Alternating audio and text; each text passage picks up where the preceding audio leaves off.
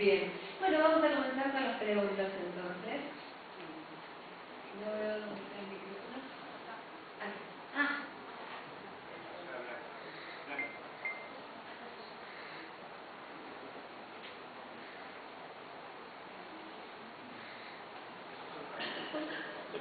Blanca Radio Nacional, quería saber cómo había surgido el proyecto, si ustedes fueron los que se acercaron a Pacho o fue al revés o hubo una productora en el medio.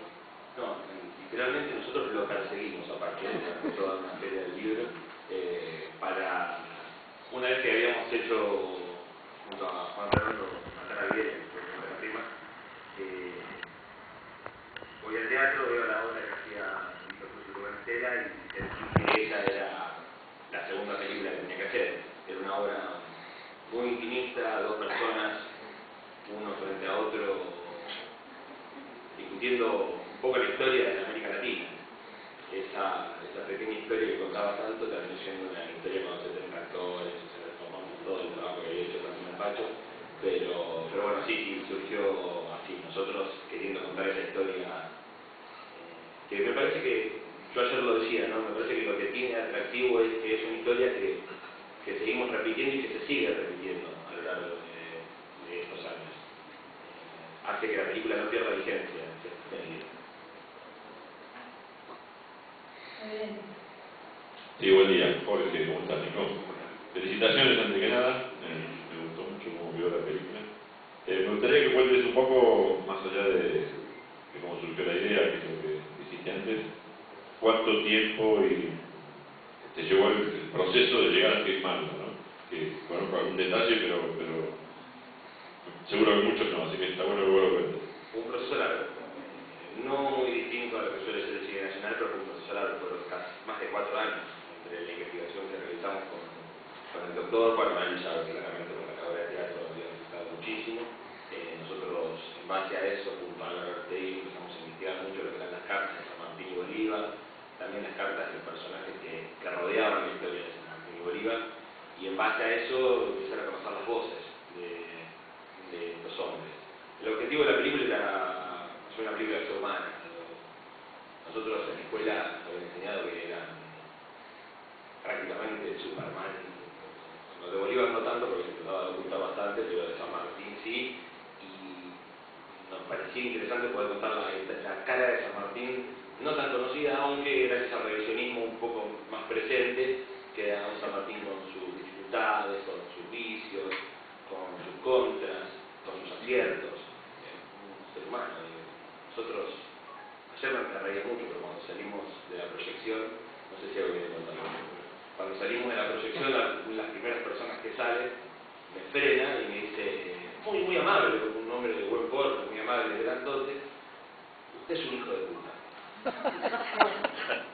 Muchas gracias, sí, probablemente. Usted es un hijo de puta.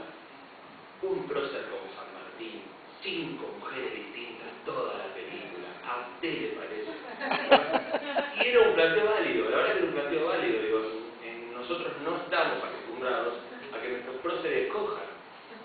No estamos acostumbrados.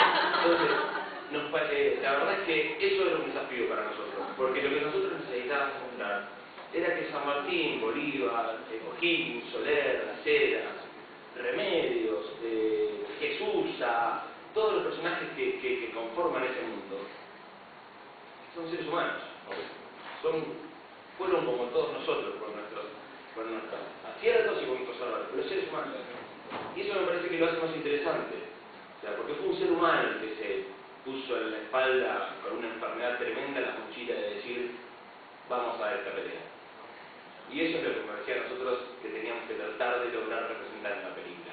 Eso fue lo que nos llevó tanto tiempo a investigar, porque también, digo, uno corre el riesgo ante este estilo de aventura de no contar con la información necesaria y después hacer agua en muchos lugares, que probablemente también lo haya hecho. Por lo menos tengo cartas que la respaldan. Hola, aquí. Hola. Para Nicolás, la pregunta es si la que vimos ayer es la versión definitiva de la película desde el punto de vista técnico o si falta... Tuvimos un problemita técnico en la proyección.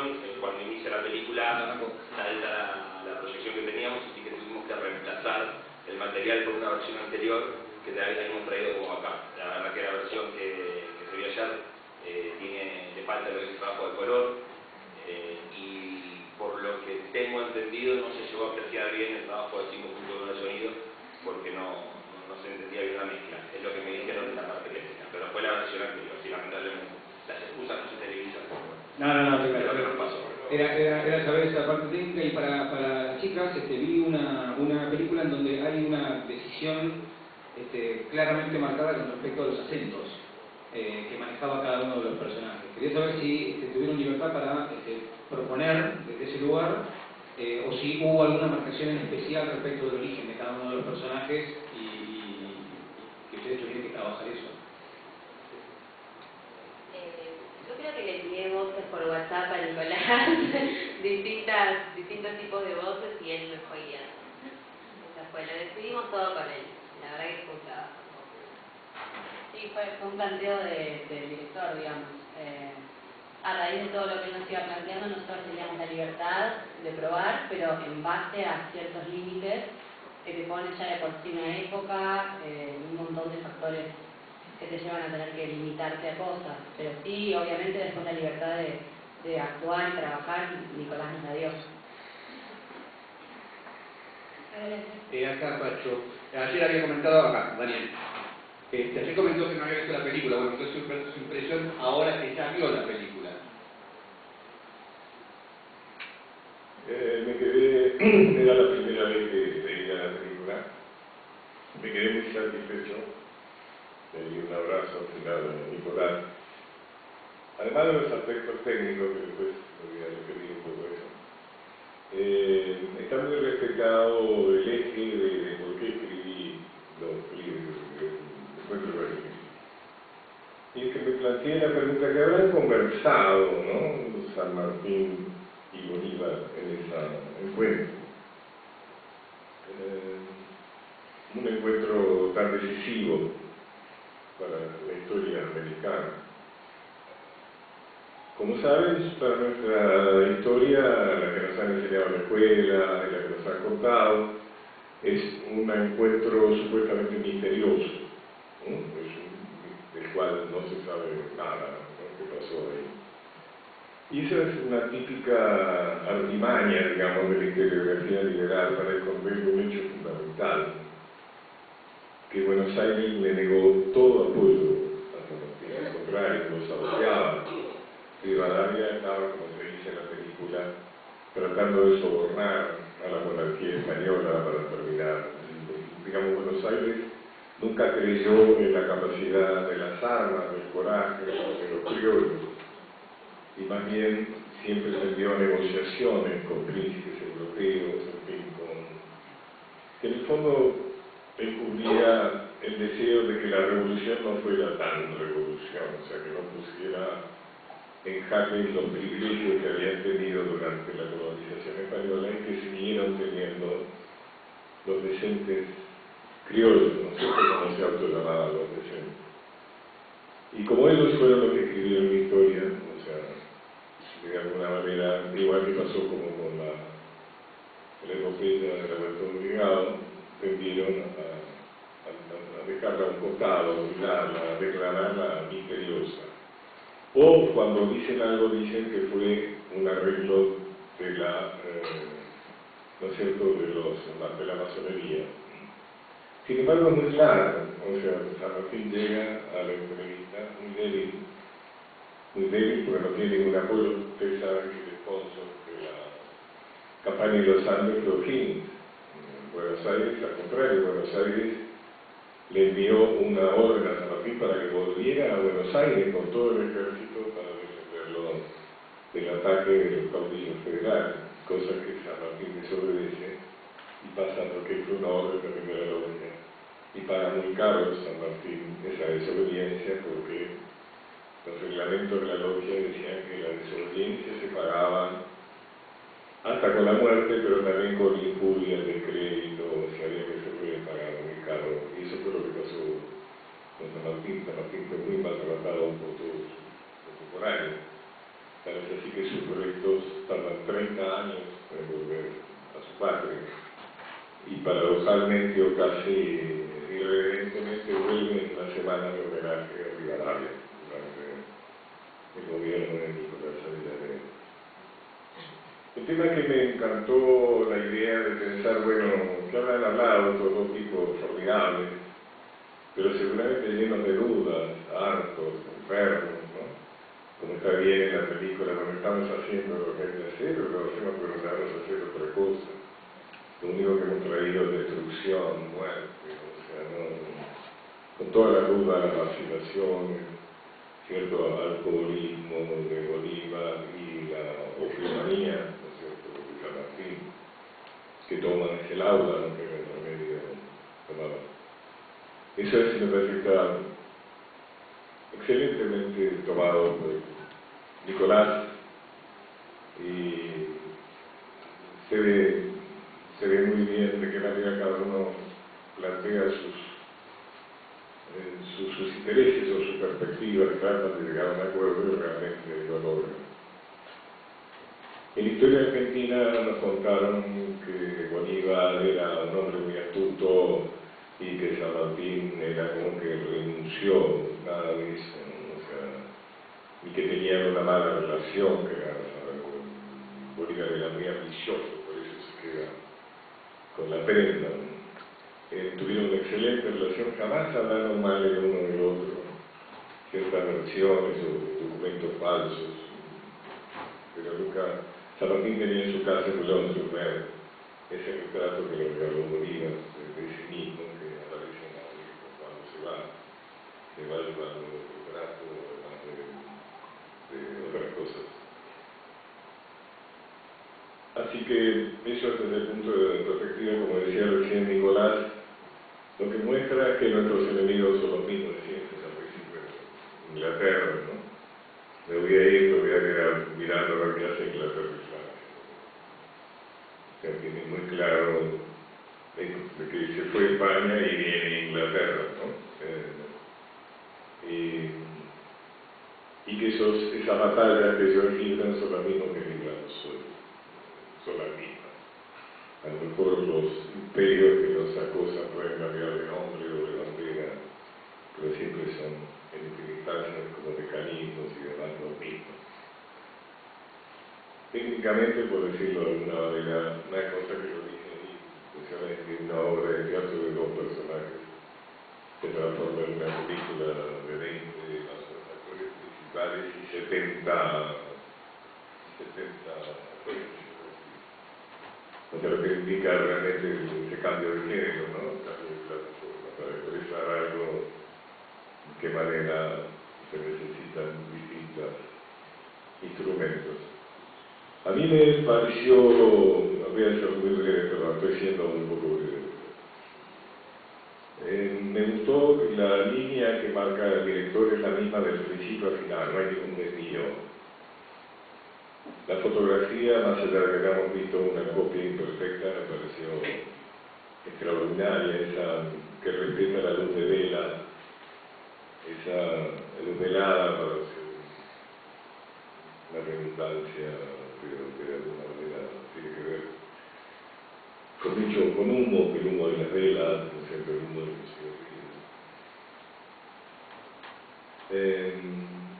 La música me pareció audacia interesante y creo que Nicolás trabaja muy bien sobre el principal defecto que tienen las películas históricas, y es que cuando se vuelven ampulosas, reclamatorias y heroicas.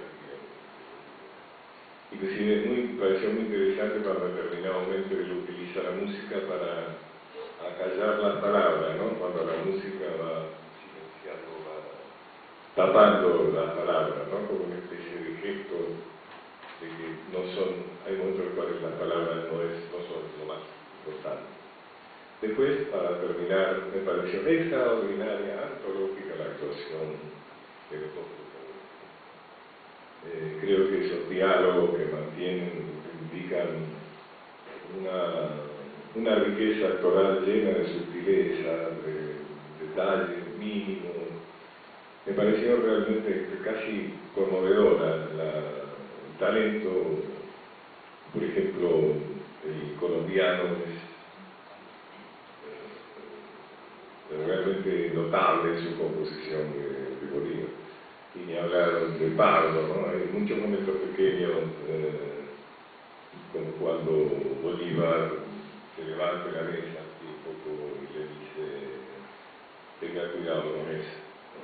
Señalándole la botellita de láudano, ¿no? Que tiene, pero se lo dice de una manera tan extraordinaria, ¿no? Realmente estoy muy contento. Las películas, además, son muy peligrosas por eso mismo que dije, ¿no? A veces hay un prejuicio por las obras históricas. Acá, como dice bien, bueno, tenemos un San Martín que tiene vida sexual, que se enoja, que es injusto, que se equivoca, ¿no? Como cuando el tema de la imposición de la monarquía constitucional, o cuando impone la orden del sol, ¿no es cierto? O cuando, ¿no? Que vacila. Me encanta eso de ese San Martín desgarrado que hace Pablo, que se pregunta si lo que está haciendo tiene algún sentido, si sirve para algo, ¿no? Y eso se lo puede decir nada más que un par. Eso a mí me pareció también, que San Martín y Bolívar encuentran por fin alguien con quien conversar. Solamente pueden decir las cosas que se dicen a un par. Y el único par que tenía San Martín era Bolívar, y el único par que tenía Bolívar era San Martín. Próxima pregunta.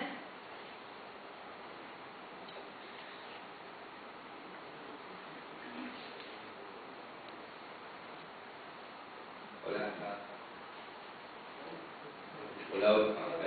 Hola. Buen día, acá Javier Russi. Una pregunta para Nicolás. Digo, vos lo perseguiste a Pacho tras haber visto la obra de teatro. ¿Cómo fue la idea de a qué darle importancia y volver los flashbacks e imagen en la película? Esa apertura, ¿cómo decidiste qué cosas ibas a abrir y a mostrar? Mira, fue un camino difícil. Un camino difícil porque a medida que íbamos avanzando esos 4 años de trabajo, íbamos cambiando todo como tiene que ser. Arrancamos pensando que la película iba a ser la obra de teatro, San Martín y Bolívar hablando, pero después nos dimos cuenta que teníamos que lograr dar a entender lo que les había costado a San Martín y a Bolívar llegar a esa situación. Cómo habían llegado cada uno de ellos a esa situación. Cuando llegamos a ese acuerdo que íbamos a arrancar, más o menos descubrimos algo que puede formar parte también de una especie de plan revolucionario. San Martín y Bolívar atraviesan exactamente los mismos escollos, los mismos inconvenientes, desde fechas similares, desde diciembre del 1816 hasta el momento que se encuentran, es cuando arrancan las campañas libertadoras, obviamente, digamos, aprovechando el contexto internacional que se les daba, pero ambos tienen que cruzar los Andes, ambos tienen las luchas prácticamente en espejo, algo que nosotros llevamos adelante también, incluso hasta estéticamente en la película. Después decidimos que las mujeres tenían que tener un rol muy importante, o sea, demostrar el rol importante que habían tenido las mujeres en la historia. Y también agregamos eso, empezamos a trabajar también sobre eso. Bueno, cuando nos quisimos acordar habíamos llegado a ese mundo que también, y para terminar, lo último que decidimos fue darle importancia a algo que en la obra está muy marcado y que nosotros en la película no le dimos al principio del desarrollo del proyecto, no le habíamos prestado tanta atención, que es el cuadro del juramento de los Horacios, con lo que nosotros hacemos la apertura de la película, y que tiene un mensaje que es muy fuerte también, ¿no? Digo, matar hermanos en nombre de la patria. Era algo que encerraba un poquito, no solamente parte de la historia de nuestra película, sino parte de la historia de todos los hombres. ¿Tenemos tiempo para una pregunta más? ¿O hay alguna pregunta más en la sala? ¿O el cierre de ustedes? 2 minutos para que nos cuenten cómo sigue todo, o si alguno de Ramiro no habló, por ejemplo.